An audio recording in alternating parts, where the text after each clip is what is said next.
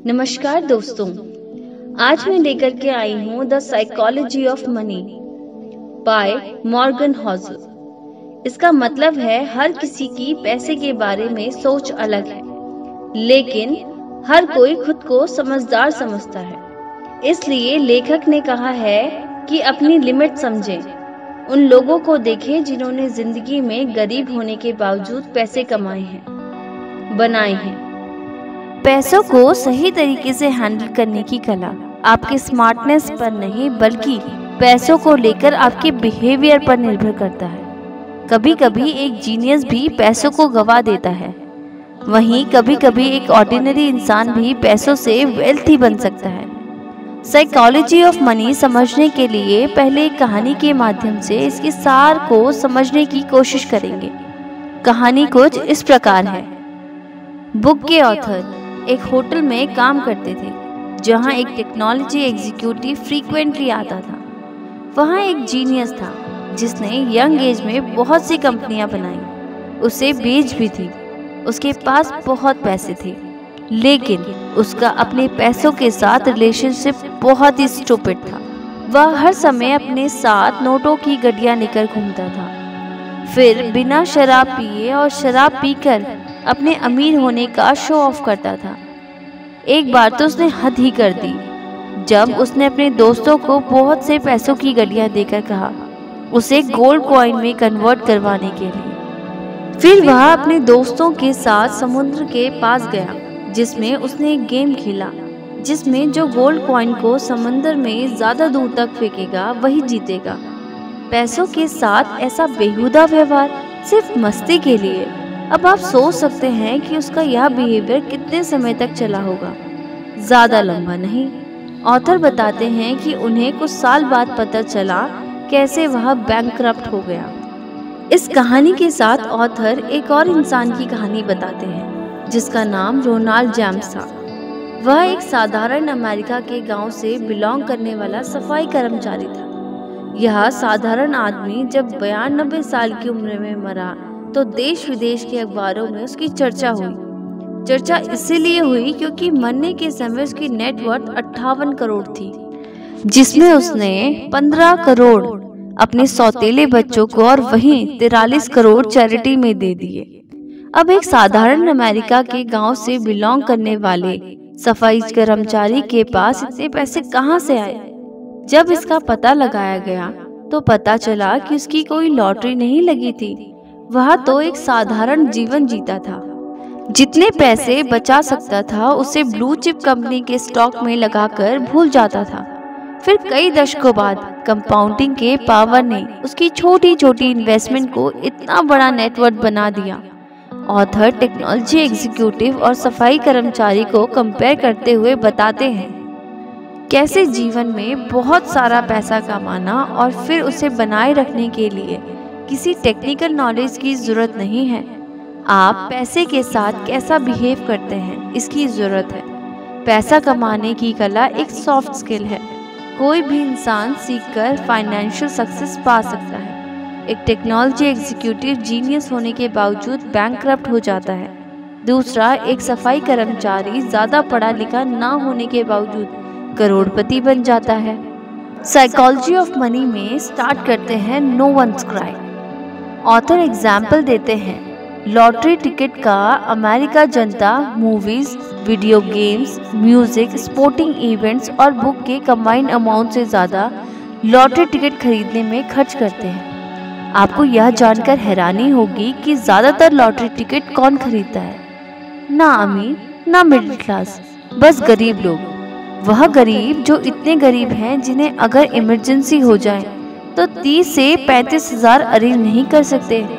ऐसे गरीब लोग वहां पर सालाना 30 से 35 हजार रुपए की लॉटरी टिकट खरीद देते हैं। तो अब शुरू करते हैं what financial sense does it makes. ऐसा क्या फाइनेंशियल सेंस लॉटरी टिकट खरीदने को बनाता है? वह पैसा जो इमरजेंसी के समय उनके काम आ सकता है, उससे वह लॉटरी टिकट खरीद लेते हैं। क्या यह फाइनेंशियल डिसीजन आपको सही लगता है? आप शायद कहेंगे नहीं, यह क्रेजीनेस है, लेकिन जो आपको और हमको क्रेजी लगता है वह गरीब आदमी के लिए रेशनल और वाइज डिसीजन है। कैसे? उसके लिए ऑथर गरीब आदमी की सोच के बारे में बताते हैं। गरीब आदमी जो लॉटरी खरीदता है, वह कहता है हम लोग जो महीने में कमाते हैं उससे ज़्यादा खर्च हो जाता है, सेविंग की तो कोई पॉसिबिलिटी ही नहीं होती। बहुत ज़्यादा सैलरी, वोकेशंस, बड़ी गाड़ी, बड़े घर, ये सब हमसे बहुत दूर हैं। उतना ही कि हम अपने बच्चों को बड़े कॉलेज में एडमिशन करवा सकते हैं। यह सब हमारे लिए सपना है।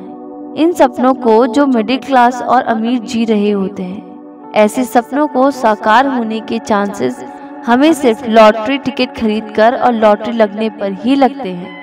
लॉटरी टिकट खरीदते हुए हमें लगता है कि हम सपनों को सच करने के लिए पैसे दे रहे हैं। आपको यह क्रेजी लगेगा, क्योंकि जो हमारे लिए सपना है वह बहुत से लोगों को आसानी से मिला हुआ है। आप में से तो बहुत से लोग उसकी वैल्यू भी नहीं करते। इस कहानी और एग्जाम्पल के माध्यम से ऑथर बताते हैं, गरीब हो, मिडिल क्लास या रिच, ज़्यादातर मनी रिलेटेड डिसीजन या फाइनेंशियल डिसीजन एक्सेल की शीट पर वर्किंग करके नहीं, इंसान के अपने इंडिविजुअल सर्कमस्टांसेस और इमोशन से प्रभावित होकर लेता है। जो मैं डिसीजन लूँगा वह आपको क्रेजी लग सकता है, जो आप डिसीजन ले वह मुझे क्रेजी लग सकता है। आपकी फाइनेंशियल सक्सेस इस पर डिपेंड करती है। आप अपने इमोशंस, सर्कमस्टांसेस और कैलकुलेशन को साथ में रखते हुए पैसों के साथ कैसा बिहेव करते हैं। तो शुरू करते हैं साइकोलॉजी ऑफ मनी में luck and risk. Bill Gates की कहानी तो आपने सुनी ही होगी। बिल गेट्स साल 1968 में जब एक स्कूल में पढ़ते थे, तो उसी समय पूरी दुनिया में 30 करोड़ सिमिलर स्टूडेंट थे जो हाई स्कूल में पढ़ते थे। लेकिन पूरी दुनिया में द लेक साइड स्कूल कुछ ऐसे स्कूलों में से एक था जिसमें उस समय कंप्यूटर था। स्कूल के पास इतना पैसा और दूरदर्शिता थी कि उन्होंने अपने स्कूल के लिए कंप्यूटर खरीदा। बिल गेट्स और उनके दोस्त पॉल एलन लाखों करोड़ों बच्चों में से एक थे, वह लकी स्टूडेंट जिन्हें उस समय कंप्यूटर का एक्सेस मिला। बिल गेट्स ने यह बात ऑन रिकॉर्ड भी कही है, अगर उनका स्कूल लेक साइड नहीं होता तो शायद माइक्रोसॉफ्ट भी नहीं होता। इस तरह और भी बहुत सारे फैक्टर थे बिल गेट्स के सक्सेस होने के, लेकिन लक उनमें से एक था। बिल गेट्स के एक और दोस्त केंट इवेंस की बात करते हैं। केंट इवेंस बिल गेट्स और पॉल एलन के बेहतरीन दोस्त थे। उनके सभी कंप्यूटर एडवेंचर के पार्टनर थे। बिल गेट्स का कहना है कि अगर केंट इवेंस ने स्कूल खत्म किया होता तो वह निश्चित माइक्रोसॉफ्ट में फाउंडिंग पार्टनर होते, लेकिन केंट इवेंस ने स्कूल खत्म ही नहीं किया। केंट इवेंस स्कूल में ही एक माउंटेनियरिंग एक्सीडेंट के दौरान मारे गए। उन्होंने वो रिस्क फेस किया जो लाखों में से एक को फेस करना पड़ता है।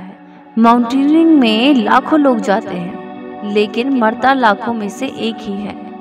ऑथर लक और रिस्क का कंसेप्ट इस एग्जाम्पल से सिखाते हैं। बिल गेट्स और केंट इवेंस बिल्कुल एक जैसी कंपैबिलिटीज रखते थे। जहां बिल गेट्स लाखों लोगों में से एक बने जिन्होंने हद से ज़्यादा सफलता प्राप्त की, जिसे लक भी कहा जा सकता है, वहीं केंट इवेंस लाखों लोगों में से वह एक इंसान बने जिन्हें लक का बिल्कुल ऑपोजिट रिस्क को फेस करना पड़ा। जहां शुरुआत एक साथ हुई थी, वहीं लक और रिस्क के कारण डायरेक्शन और फाइनल आउटकम बिल्कुल ऑपोजिट हो गए। यह कहानी का मतलब यह नहीं कि बिल गेट्स की अपार सफलता के पीछे सिर्फ किस्मत थी। किस्मत के अलावा और भी बहुत फैक्टर्स हैं, लेकिन यह कहना उचित होगा आपके एफर्ट्स के अलावा भी बहुत से फैक्टर होते हैं जो डिटरमाइन करते हैं कि आउटकम क्या होगा, जो आपके कंट्रोल में भी नहीं होते। आपको सिर्फ इस बात पर विश्वास रखना है कि अगर आप फाइनेंशियल बहुत सफल हो जाओ तो यह मत मान बैठो आपने जो डिसीजन लिए वह सब सही रहे, तभी आप सफल हुए, आगे भी वैसा ही होगा।